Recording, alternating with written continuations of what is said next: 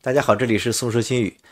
欧洲应用超导会议啊 ，EUCAS 啊正在召开，它是9月3号到7号在意大利的博洛尼亚举行的。欧洲应用超导会议啊，它是一个促进超导材料和器件研究的这么一个国际性会议。这会议从1993年在德国的哥廷根举办以来啊，现在已经过了30年，已经成为一个一流的世界范围内的这种超导材料和器件领域的盛会。那第16届欧洲应用超导会议啊，2023年9月3号到7号呢，就在意大利的博洛尼亚举行。那既然是应用会议啊，肯定就有不少厂家参加。中国呀也有超导的这个领域的赞助商啊，就是上海超导啊以及其他的。那么我们看一下它的官方的网站，这是它的直播的YouTube 频道的这个，这是算还没有到，还有26个小时吧，26个小时。那现在是北京时间啊，我录视频是北京时间10点，那就是明天晚上24点啊开始直播。这个图片看到了吗？它中间是 LK99 那个图标，所以呢，这个博洛尼亚的这个会议啊是一定会讨论 LK99 的，这也是我们关注这个会议的原因之一啊。这个博洛尼亚是一个小城啊，但是还是挺美的。这是我们做的这个3D 的这个视频。它会议呢，既然是应用会嘛，有展馆啊，有歌舞表演、酒会，所以在不同的场所举办。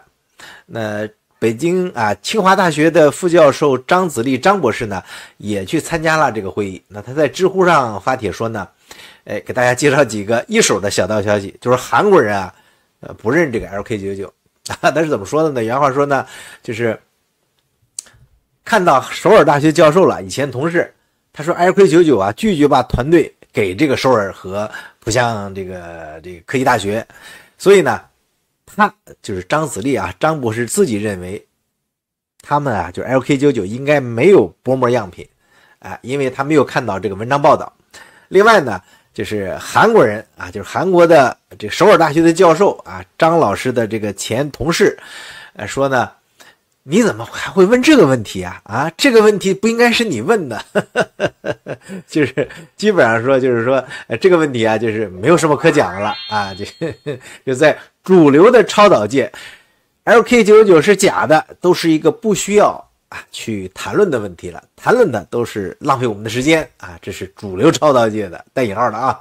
那当然了，那在这一次在欧洲的超导会议，难道不是主流超导界吗？也是有。所以呢，他们还特意开了这么一个直播的会议，所以这个会议啊就非常有意思了啊。这是关于这个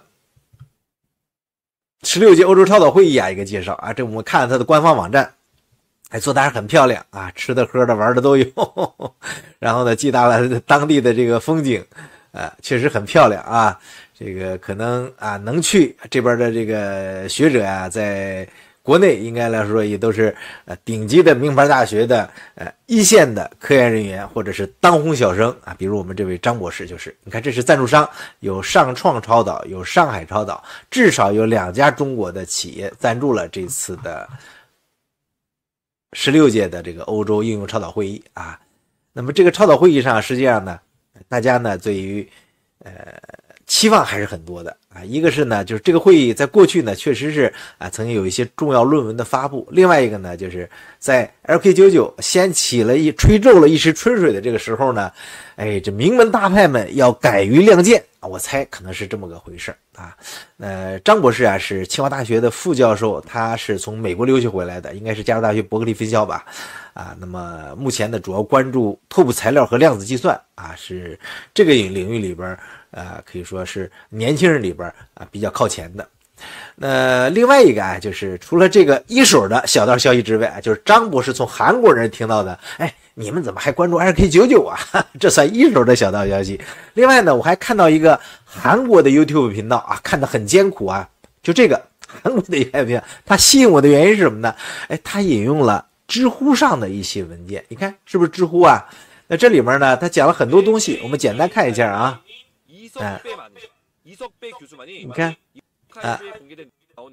这里边呢既有知乎的引用，还有金教授的邮件就是金教授啊，金宪卓教授的邮件啊，这个邮件，所以这里边呢就有意思了。这个视频呢看得很费劲啊，因为这个视频嘛，你看不懂怎么办呢？得想办法是吧？大概了解了这个视频意思。它啥意思呢？就是关于 LK99 这个室温超导，他们提出了很多东西。这个视频啊，它里边列出了大量的这个股票曲线，你看了吗？我猜它肯定是导的啊，并且是一个比较不能叫这个煽动性的吧，但是大概是比较这个高度兴奋的支持 LK99 这个导的这么一个视频。所以在视频里边啊，他说呢，通过电报群已经分享过日本科学家小川宽太的言论。小川的论文啊，我们之前也介绍过一篇是吧？这个小川说呢，即使拿到李石培的论文和制作方法，也无法完全复制出真正的 LK99， 因为论文啊没有公开所有影响制作的关键参数。另外呢，这视频里面还提到啊，他说在这个欧洲正在举行的这个刚才我们说的那个超导论坛啊，就应用超导会议 EUCS， 会有正反两方面的科学家参与。那现在呢，就是说他们也预报了这个直播，这个直播呢，实际上昨天还是前天我就开始 notify 了啊。那再一个呢，就是说关于金教授的那个邮件，就是很关键的这个邮件，这个邮件呢，他们说呢核实过了。这个电报君分享的这个金宪卓教授老金同志的邮件，证实呢他提交的美国物理学会就是 APL 材料的期刊论文呢已经进入了终审阶段。这就表明韩国科学家在 LK99 研究上确实有新进展。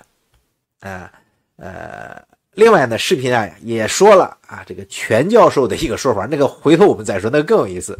所以呢，这个 APL 这块是我关心的，我费了好大劲连翻译带看。他意思是什么呢？他说呢，通过电报群金宪卓教授呢关于 APL 材料期刊论文审核进展的邮件回复，不是金教授在电报群里发而是说这个邮件的抓屏在电报群里传播。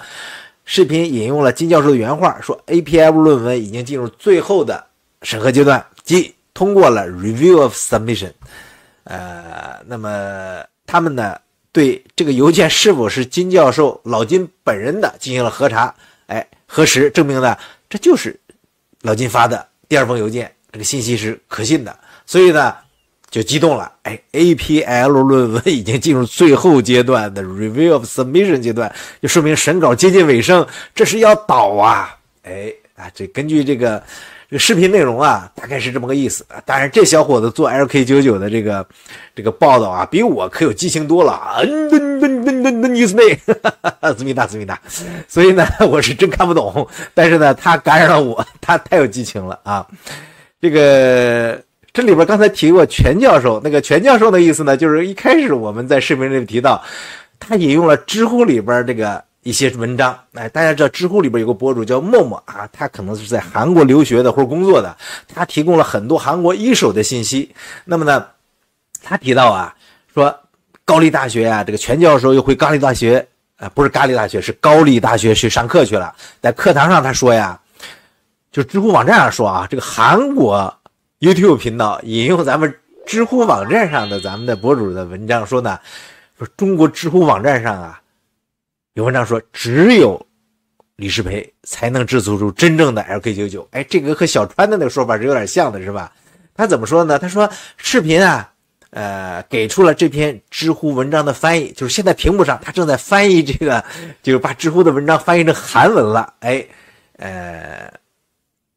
就是说李石培他掌握着技术和方法，是你通过公开的论文是没法来弄的。其他科学家你和李石培做的都不一样。那这个视频还分析说呢，这篇知乎文章的来源是可靠的，已经通过了事实核查，是高丽大学学生传播出来的，可以相信的真实性。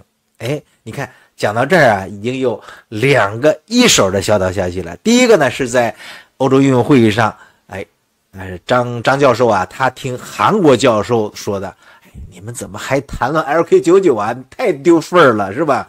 那现在呢是知乎上在韩国的咱们的这个同胞那么韩国的这个朋友呢，他在国内知乎频道上说，在韩国大学里边听同学们说，全教授在课堂上说，这个办法这个配方只有李石培知道。他说呢，李世培在过去20多年里吃了各种各样的办法，你现在啊，其他的科研工作者想一炉就烧出好丹来，那不可能啊。